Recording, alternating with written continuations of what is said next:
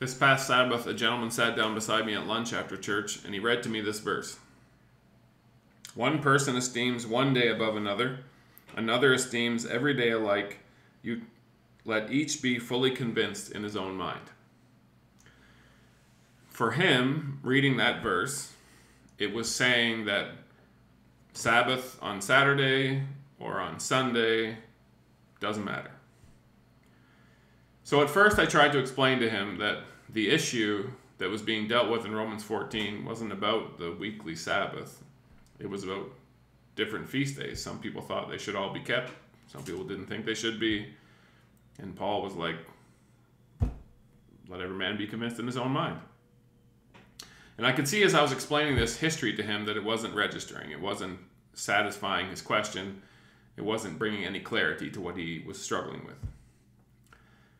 So I shifted gears, backed up, and I said, there's another way we know that it's not about Saturday and Sunday. And that's the simple fact that the controversy between worshiping on Saturday or Sunday didn't come until a couple centuries later. Like, it's not even an issue here. It was unheard of at the time. As soon as I said that, I could see his eyes light up. Everything was clear. Because I helped him see it from an angle that he could see and appreciate. And then understanding came, and he was good. Because you see, we're all blind to other perspectives than our own. We can see what we see, but we struggle to appreciate that there's other ways to see it. And if we struggle that much between ourselves, who are basically, we're all the same, basically, to see things the same, and we end up with these controversies between the left and the right and the blue and the red and all these things, how much more is our perspective different from the perspective of Jesus? So it should not shock us nor surprise us when there's a problem. So welcome back to Love Wins, where the truth matters because it's the truth that sets us free. And I hope you're beginning to understand how important truth is. Jesus literally is the truth. He is the one who sets us free. And the closer we can stand to looking at things from his perspective, the more free we will become. So how big is this controversy between the kingdom Jesus was trying to establish and the one that we expected, the Jews expected, the one that actually we're still expecting? How different is it? And how big of an issue was it? Turns out it's pretty huge. It's one of, if not the major theme of Jesus' teachings. The very first thing Jesus said when he began to speak and preach publicly was, the kingdom of heaven is at hand. He did not say the kingdom of heaven is coming in the future. He said it's here. It's at hand. Right now. Because he is the kingdom. Did they see that when he said that? Did they understand that when he said that? Of course not. But he had to say it. He has to speak the truth. How are we ever going to be able to see the truth if he doesn't put it out there for us to look at? Consider this. In Matthew 13 alone, in one chapter, 7 times Jesus says, the kingdom of heaven is like, and he tells a story. The kingdom of heaven is like, and he tells a story. The kingdom of heaven is like, and he tells a story. The kingdom of heaven is like, and he tells a story. 7 times in one chapter. Because we have no concept. We cannot see it. When he talks about it, we can't hear it. We're blind. The disciples, the Jews at large, even the Gentiles, there's a few of them that come into the story. They're all expecting or understand that what's expected is a new empire. That all that's really going to happen is this heroic Messiah is going to come and he's going to somehow overthrow this massive, successful Roman Empire and elevate the Jews to this new human empire that's just bigger and better than that one. No. It has nothing to do with why Jesus came. Nothing. And They could have known. They should have known. But I want to give you some good news before we get into more reasons why we're blind. Let me make it real simple.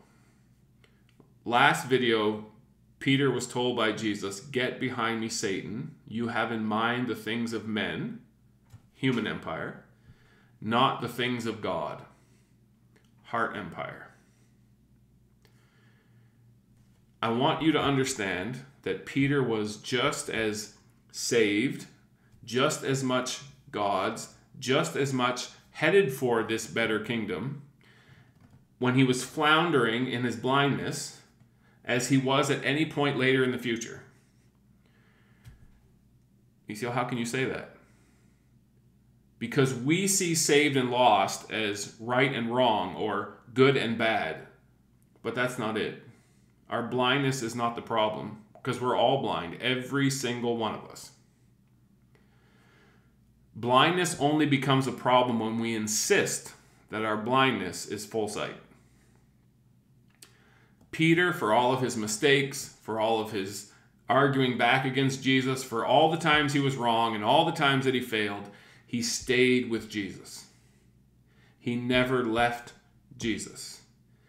Even when he ran and hid at the cross, he came back to Jesus.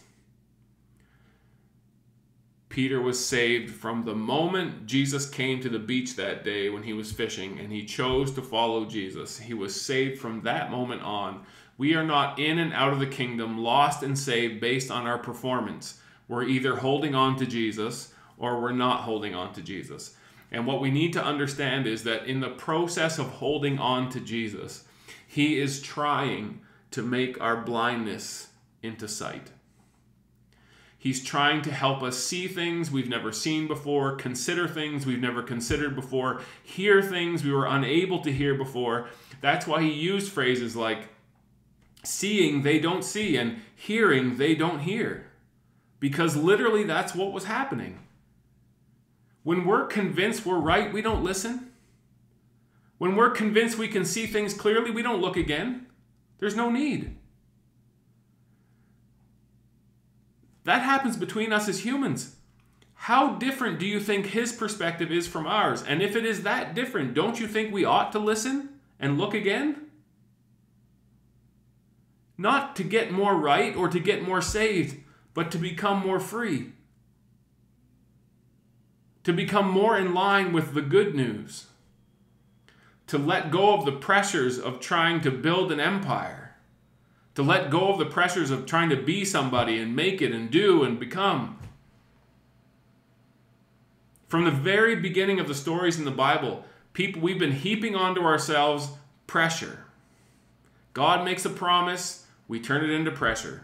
God makes a promise, we turn it into pressure. We're still doing it.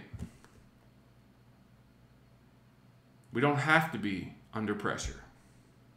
We can be free. The kingdom of heaven is like nothing this world has ever offered before or is offering now. The kingdom of heaven is not an empire to be built, it's a heart to be changed. Consider this. If you go to the last two chapters of Revelation, chapter 21 and 22, you will read there about the new kingdom. The one that Jesus is offering, the one that Jesus is building, the one that's going to come down from heaven to this earth. And there are lots of descriptions about that we're going to turn into literalism and try and understand in a literal way and look at from our perspective.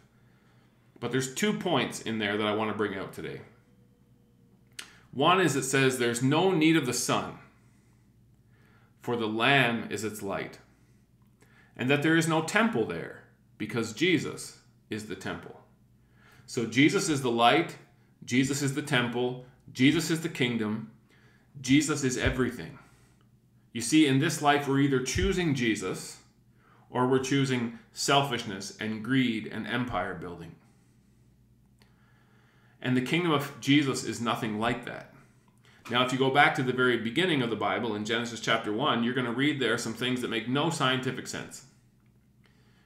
Genesis chapter 1, the creation story begins with let there be light, but there's no sun until the fourth day. We can't conceive of a world that has light without the sun. But Revelation says at the end, in the new kingdom, there is no need of a sun because Jesus is the light. Do we understand that? No, we don't understand that. But do we understand how he walked on water? Do we understand how he raised the dead? Do we understand how he put mud on people's blind eyes and made them see? Do we understand how he ascended back to heaven with no spacesuit? We don't understand any of that because we're not him. And this life isn't about figuring out all the answers. It's about choosing whether or not we want him and whether or not we trust him. Anything else, any other pursuit, is the blind leading and pursuing after the blind. We don't have to be part of that rat race. We weren't designed to be part of that rat race. The kingdom of heaven is already here. We can choose him at any moment.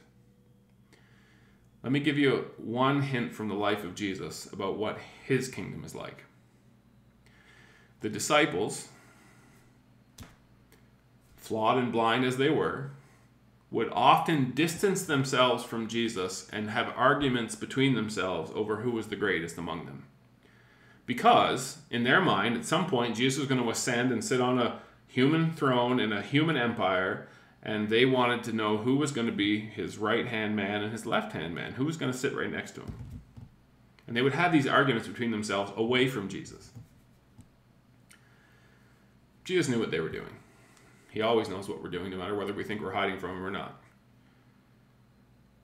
And finally he said to them one day, he said, you're clamoring for the top spot. He said, the Gentiles do that. They look for the best seats and the best this and the best that and the best positions and the most power.